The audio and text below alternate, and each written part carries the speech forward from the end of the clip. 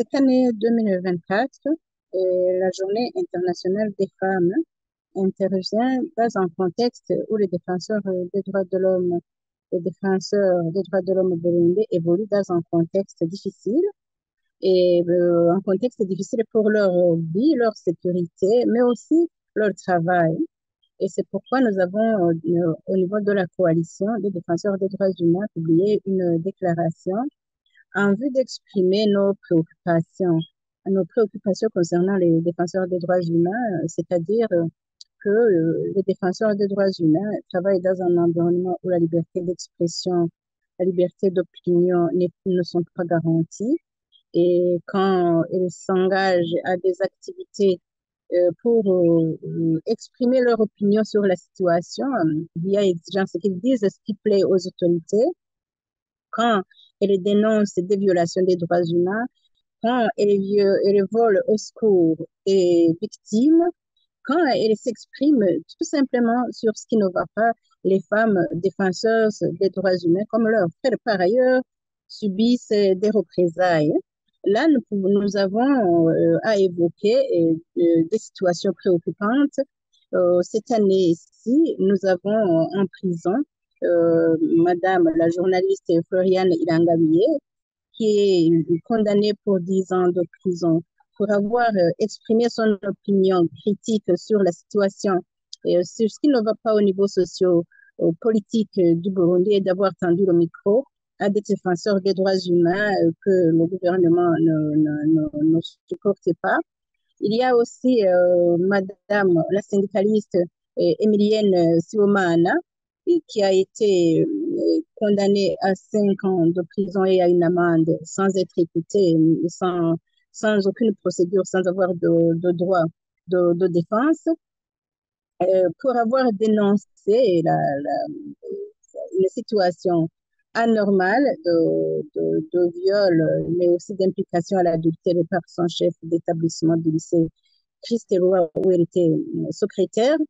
Elle est condamnée injustement, les deux sont condamnés injustement. Nous avons aussi 3 femmes défenseuses des droits humains, deux de l'Association des femmes juristes et une autre de l'Association pour la promotion de la paix et des droits humains au Burundi, qui ont été condamnées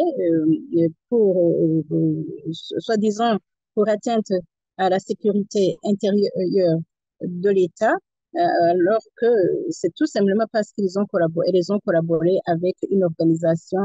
étrangère qui ne travaille plus au Burundi. Ces femmes ont été détenues, mais aussi libérées. Et après libération, nous avons entendu que le ministère public a interjeté appel et qu'elles restent dans la persécution. Vous comprenez que les femmes défenseuses des droits humains évoluent dans un contexte difficile, alors que une femme en tant que mère, en tant que protectrice des droits humains au foyer et en dehors du foyer, elle a beaucoup de choses qu'elle observe, elle a beaucoup de violations qu'elle observe et qu'elle est obligée de dénoncer pour provoquer un changement. Et voilà que la femme défenseuse n'est pas respectée d'abord en tant que femme et mère, sœur, épouse, mais aussi n'est pas respectée en tant que défenseuse des droits humains. C'est un contexte que nous dénonçons et où nous appelons le gouvernement à agir et nous appelons le gouvernement du Burundi à respecter ces engagements contenus dans les outils internationaux de protection des droits humains, de protection des défenseurs des droits humains. Nous interpellons aussi que le gouvernement du Burundi respecte ses engagements de protection des droits humains contenus dans les outils nationaux, dans la Constitution de la République. Et nous sommes convaincus que si le gouvernement du Burundi reconnaît que la femme a des droits, reconnaît que la femme doit être protégée, le gouvernement du Burundi doit reconnaître alors que les protectrices des droits, que les femmes, en tant que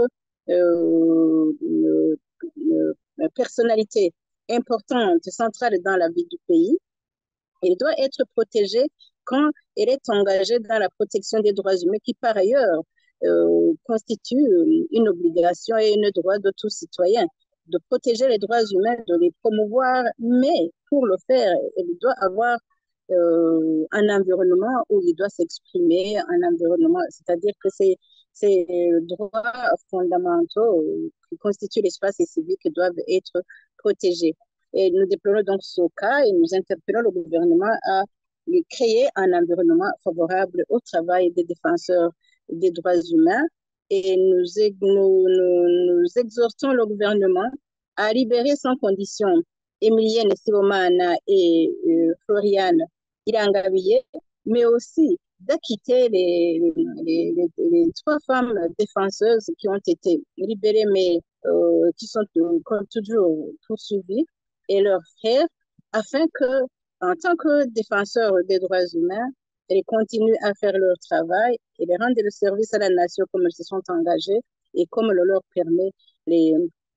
les instruments nationaux et internationaux. Et nous appelons le gouvernement du Burundi aussi à respecter lui-même les droits humains. Parce que si les droits humains étaient promus, étaient protégés au Burundi, le travail des défenseurs des droits humains serait allégé et il y aurait moins de choses à dénoncer, il y aurait beaucoup de choses à promouvoir et là, on s'engagerait dans le développement et la communication serait aisée entre